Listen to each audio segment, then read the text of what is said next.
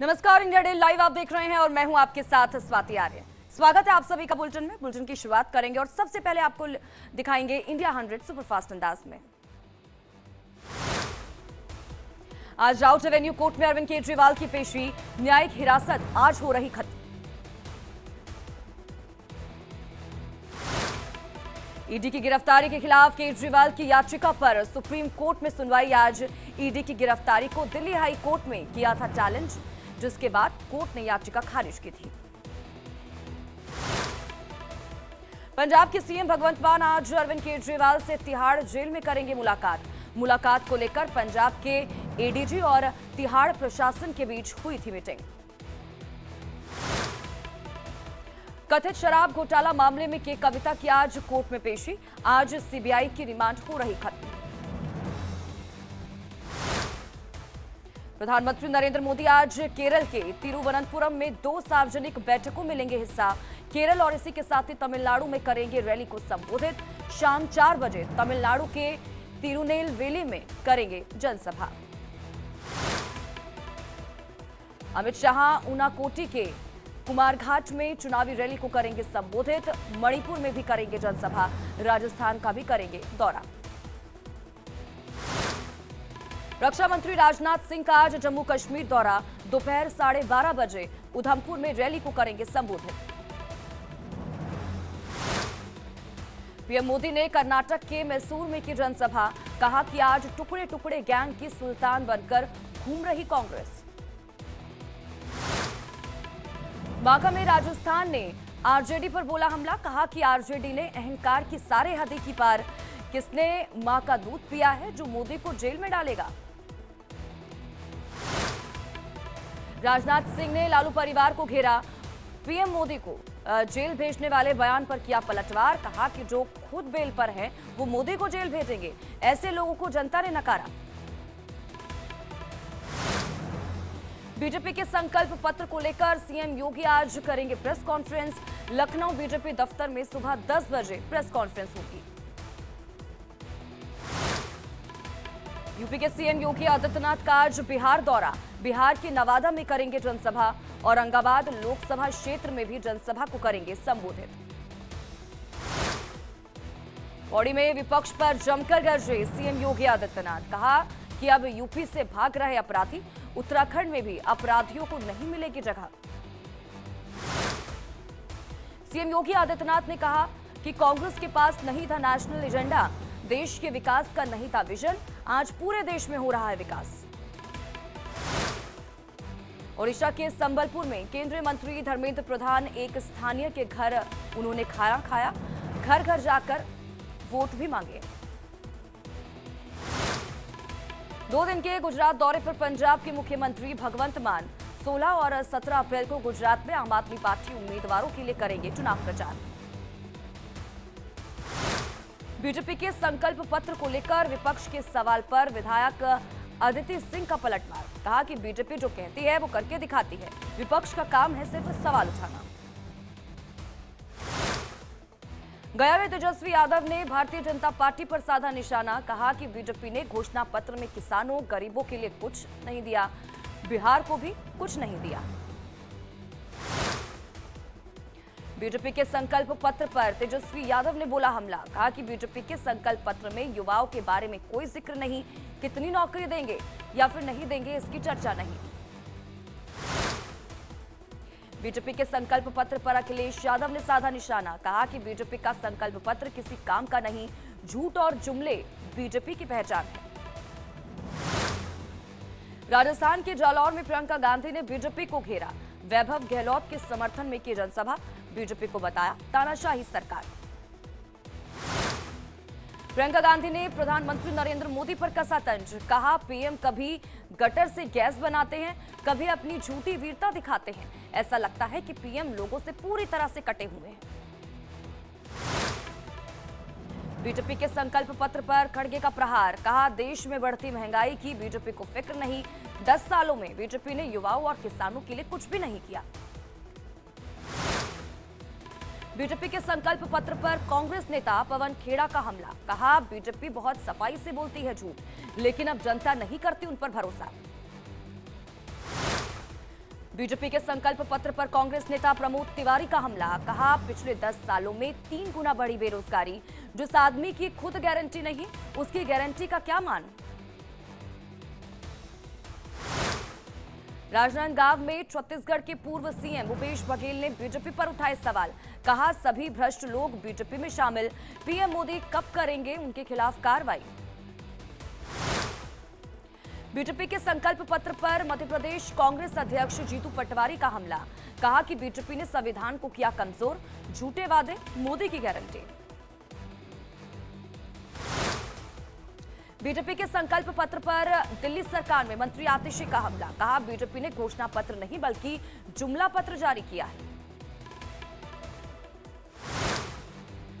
दिल्ली सरकार में मंत्री गोपाल राय ने बीजेपी के संकल्प पत्र पर साधा निशाना। कहा, बीजेपी ने 10 साल में एक भी वादा नहीं किया पूरा, जनता को ठगने का काम किया। बीजेपी के संकल्प पत्र पर उत्तराखंड में हरीश रावत ने साधा निशाना। कहा, बीजेपी काम नहीं बल्कि बस घोषणा करती है। असदुद्दीन ओवैसी ने बीजेपी पर साधा निशाना। बीजेपी को बताया अमीरों की पार्टी। कहा, बीजेपी के पास चुनावी बॉन्ड का 55% पैसा। बीजेपी के घोषणा पत्र में 3 करोड़ लखपति दीदी बनाने का वादा। राष्ट्रीय शिक्षा नीति और 1 नेशन 1 इलेक्शन देश में लागू करने की भी गारंटी दी। बीजेपी के संकल्प पत्र में 2047 तक विकसित भारत की गारंटी।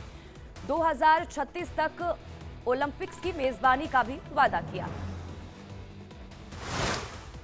संकल्प पत्र में भ्रष्टाचार के खिलाफ सख्ती बढ़ाने का भी किया गया वादा। दुनिया भर में रामायण उत्सव, कॉमन सिविल कोड और कई वंदे भारत ट्रेनें चलाने की भी गारंटी दी गई।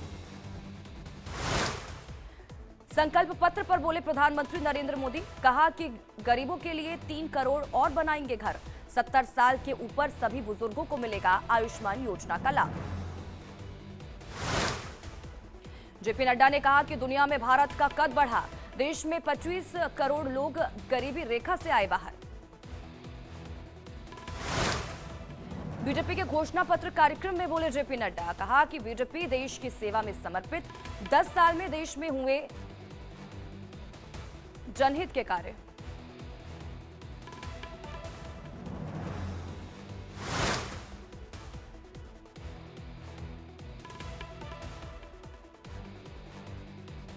बीजेपी के संकल्प पत्र पर बोले रक्षा मंत्री राजनाथ सिंह। कहा, बीजेपी की कथनी करनी में अंतर नहीं। पीएम के नेतृत्व में संकल्प पत्र का हर वादा हुआ पूरा। राजनाथ सिंह ने कहा कि मोदी की गारंटी 24 कैरेट सोने की तरह खरी है। सशक्त भारत की दिशा में तेजी से हो रहा है काम। सीएम योगी आदित्यनाथ ने बीजेपी के घोषणा पत्र को बताया विकसित भारत का संकल्प पत्र। कहा कि हमारा मिशन देश का विकास। सीएम योगी ने कहा कि हर वर्ग के लिए बीजेपी का संकल्प पत्र। इस अद्भुत संकल्प पत्र के लिए यूपी की तरफ से पीएम मोदी का आभार।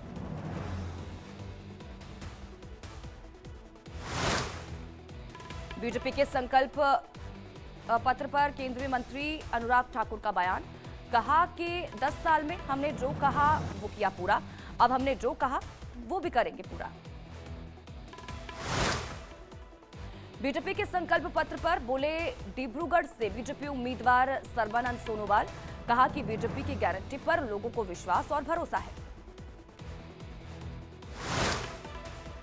बीजेपी के संकल्प पत्र पर शिवराज सिंह चौहान का बयान। कहा कि ये जनता की आकांक्षाओं की पूर्ति का संकल्प पत्र।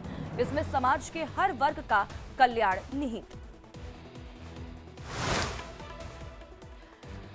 संकल्प पत्र को लेकर बीजेपी नेता तरुण चुग का बयान भी आया सामने। कहा कि कांग्रेस के लोग फैला रही है भ्रम। रेहड़ी लगाने वालों की भी चिंता करती है भारतीय जनता पार्टी। बीजेपी के संकल्प पत्र पर चिराग पासवान का बयान। कहा कि ये ऐसी गारंटी है जो हर गारंटी के पूरा होने की गारंटी है। पीएम का नाम हर गारंटी को पूरा करने की गारंटी है। कांग्रेस नेता राहुल गांधी का केरल दौरा। आज सुबह वायनाड में करेंगे जनसभा को संबोधित, तो वहीं शाम को उत्तर कोझिकोड जिले में यूडीएफ की रैली को करेंगे संबोधित। कांग्रेस ने लोकसभा चुनाव को लेकर एक और लिस्ट की जारी। कांग्रेस ने दिल्ली, पंजाब और यूपी की सीटों के लिए 10 उम्मीदवार उतारे। कांग्रेस ने लिस्ट में दिल्ली की चांदनी चौक सीट से जेपी अग्रवाल को, जबकि उत्तर पूर्वी दिल्ली सीट से कन्हैया कुमार को मैदान में उतारा। बीजेपी ने नेता मनोज तिवारी के बीच होगा मुकाबला। खड़गे से मुलाकात के बाद संजय सिंह का बयान, कहा कि आगे की लड़ाई के लिए लिया खड़गे का आशीर्वाद, चुनाव को लेकर भी की चर्चा। यूपी के मुजफ्फरनगर में बोली बीएसपी सुप्रीमो मायावती, कहा कि सरकार बनी तो पश्चिमी यूपी अलग राज्य होगा, जिससे कि यहां के लोगों के हितों का ध्यान रखा जा सके। मध्य प्रदेश के मुरैना सीट से बीएसपी ने उतारा अपना प्रत्याशी।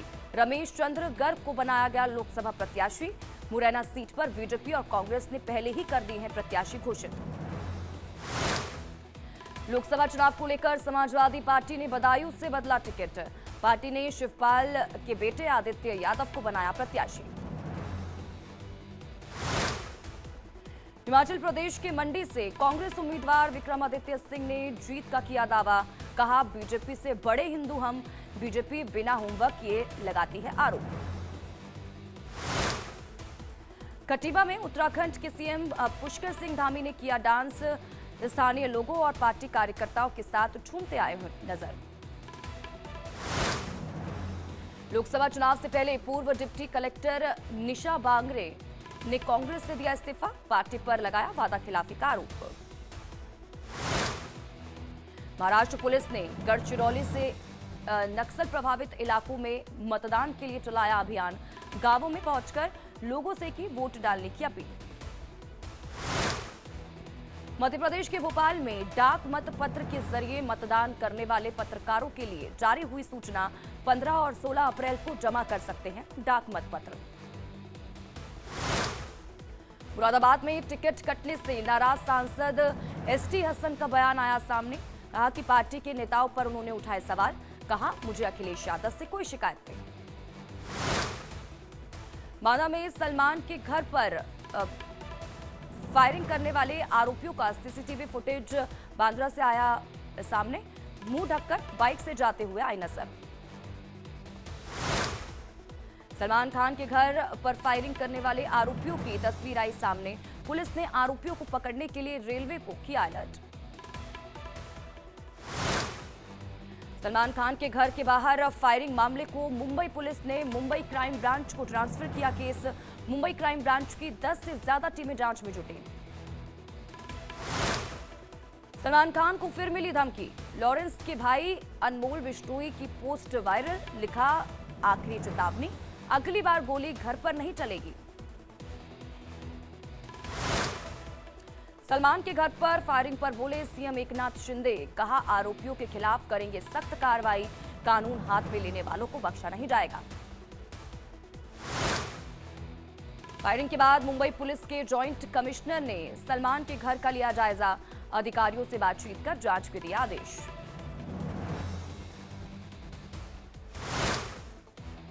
सलमान के घर फायरिंग पर बोले मुंबई के डीसीपी राज तिलक रोशन, कहा कि केस दर्ज कर मामले की जांच जारी, गोलीबारी में कोई घायल नहीं।